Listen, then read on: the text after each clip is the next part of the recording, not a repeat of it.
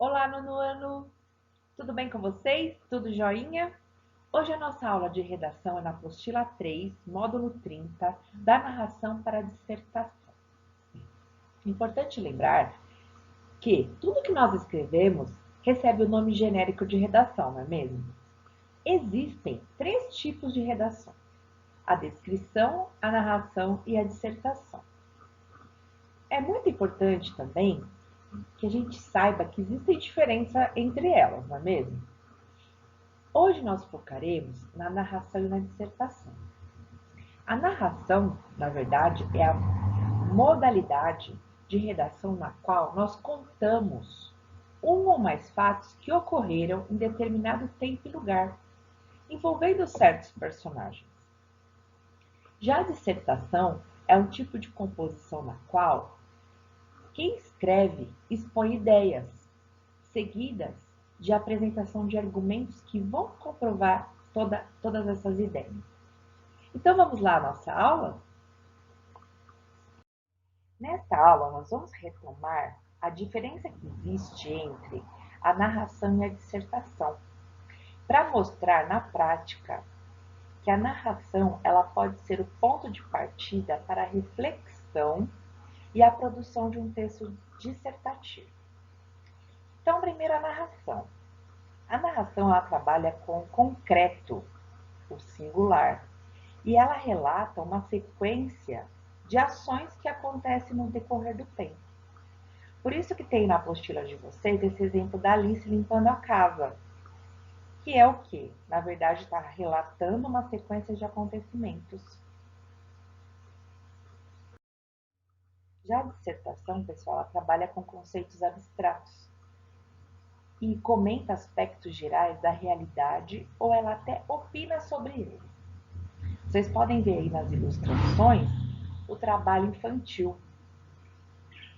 Então, o que eu falei para vocês sobre o relato de acontecimentos concretos, né, que é a narração, ela pode ser utilizada como ponto de partida para a produção de dissertações, nos levando a um caráter mais reflexivo.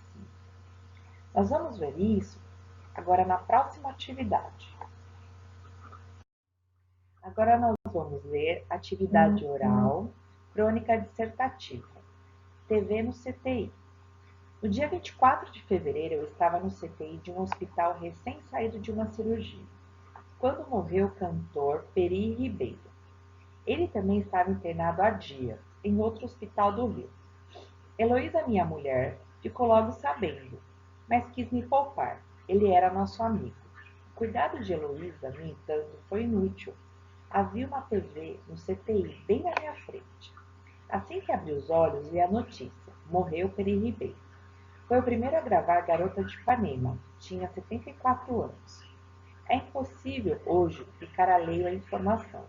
Não importa para onde você se vire. Há uma TV ligada, grande ou pequena, com manchetes correndo no pé do visor, pondo-nos a par do que não precisamos saber. Há televisões no avião, no táxi, na van e no metrô, no aeroporto, no elevador, no saguão do hotel e no quiosque da praia, na sala de espera do dentista, do analista, do oncologista e do proctologista. E tanto no bar do restaurante mais besta, quanto no botequim mais sórdido, com ovo colorido e mosca de estimação. E, como nas teletelas de 1984, elas não podem ser desligadas. Já vi TVs até em igrejas, museus e capelinhas de cemitério, mas nada supera uma TV no CTI. Suponhamos que, cheio de agulhas e todo ligado a soros e transfusões, você seja abauroado pela notícia de que uma avalanche de neve soterrou 200 turistas na Patagônia. Não sei sobre você, mas, por mim, dispenso essa congestão de informações que nos impõem. Gostaria de recuperar o direito de só ficar sabendo de coisas que me digam respeito, mesmo que dolorosas. Vocês viram que tem algumas palavras que foram destacadas em rosa aí no texto.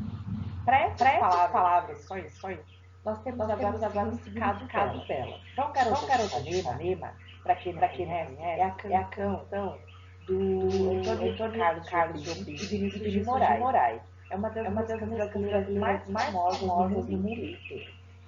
Ela já foi tema de filmes, né? Interpretada por Sinatra. Acredita seja a segunda canção mais famosa depois de Yesterday, dos Beatles.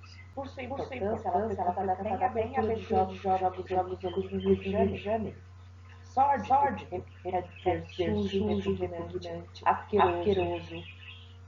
Telas, de 1984, ela se origina no livro George Orwell, em 1984, e elas eram uma espécie de desenhos colocados em todos os ambientes. Só que esses aparelhos, ao mesmo tempo de transmitir imagens comuns de TV, eles também eram instrumentos de espionagem, captando tudo que ocorria nesses ambientes. Albaroado quer dizer uma colisão, choque. E congestão é o acúmulo excessivo de coisas anormais. Análise do texto. Bem, existem, pessoal, 3 tipos de crônica. A crônica dissertativa, que é essa que nós estamos lendo, e ela apresenta a opinião explícita do autor sobre determinado tema. Ela é escrita tanto na primeira pessoa do singular quanto na do plural. Temos também a crônica reflexiva, que é aquela na qual o autor analisa um fato em particular e a partir dele expõe considerações e reflexões. Tem a crônica comentário, que é um texto em que sobressai a interpretação do autor em relação a determinado assunto. Porém, nessa crônica dissertativa que nós lemos, o que mais nos importa são 2 momentos. Ele acontece da seguinte forma: primeiro e segundo parágrafo, ele está baseado em fatos reais concretos. A partir do terceiro parágrafo, começam as reflexões e exposições das ideias deste autor. Então, lá na página 64, aonde tem a crônica, ao lado de cada parágrafo tem uns balõezinhos. O que vocês devem fazer? A partir do primeiro e no segundo parágrafo, vocês devem escrever no balãozinho fatos reais / concretos. A partir do terceiro, vocês já podem escrever fatos abstratos / reflexão, exposição de ideias. Como eu disse no slide anterior, que é do slide de análise do texto. Bom, eu fiz aqui para vocês um fluxograma para vocês perceberem o que acontece nesse texto. Então, no primeiro e no segundo parágrafo, nós temos o início do texto, o relato de um fato concreto. Então, ainda é uma narração. A partir do terceiro parágrafo, dá o início à reflexão, à tese, à generalização do fato. No terceiro parágrafo, ainda tem também o início de argumentação, com exemplos que comprovam a opinião do autor, né, para defender a sua tese. No quarto, ele entra com uma tese secundária, que deriva da tese inicial. E no quinto parágrafo, ele faz uma retomada da tese principal e encerra. Ainda dentro da análise da crônica, vamos falar um pouquinho também do principal motivo dessa aula. Vocês perceberam que existe uma estratégia que acontece exatamente o que nós estamos falando, da narração para a dissertação, dentro da estrutura desse texto? Por exemplo, o ponto de partida é um fato real, vivido pelo autor, que é a sua internação no CTI.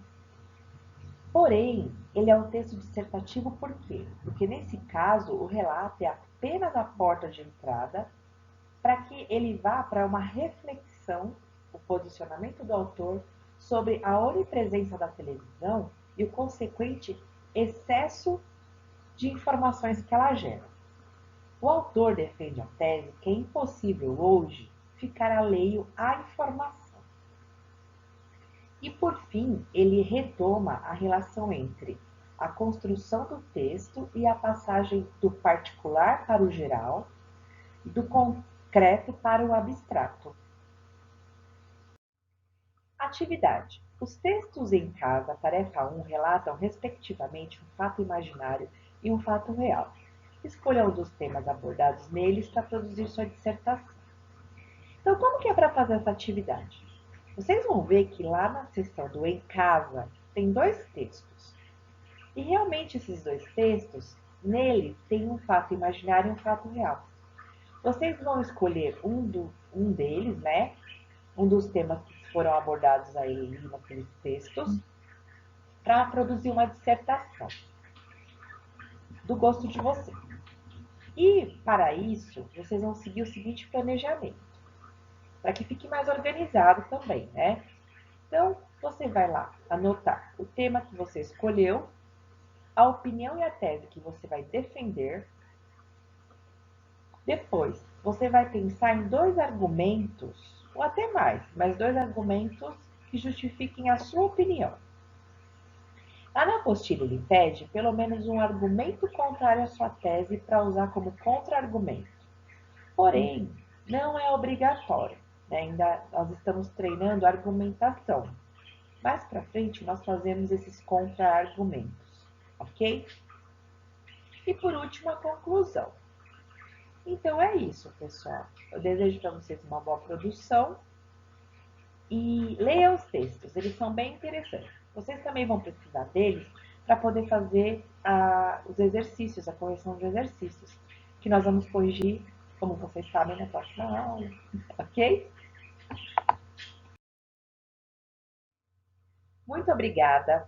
Eu espero que vocês tenham gostado da aula, que tenha sido proveitosa. Não esqueçam de fazer os exercícios das páginas 66 a 69. E também, na nossa próxima aula de redação, nós teremos o livro Antes da Meia-Noite. Então, quem não fez a leitura, por favor, façam, que nós faremos o mesmo esquema que nós fizemos da Alice. Uma aula, na correção faremos a análise do livro e depois uma avaliação, as questões de avaliação. Ok?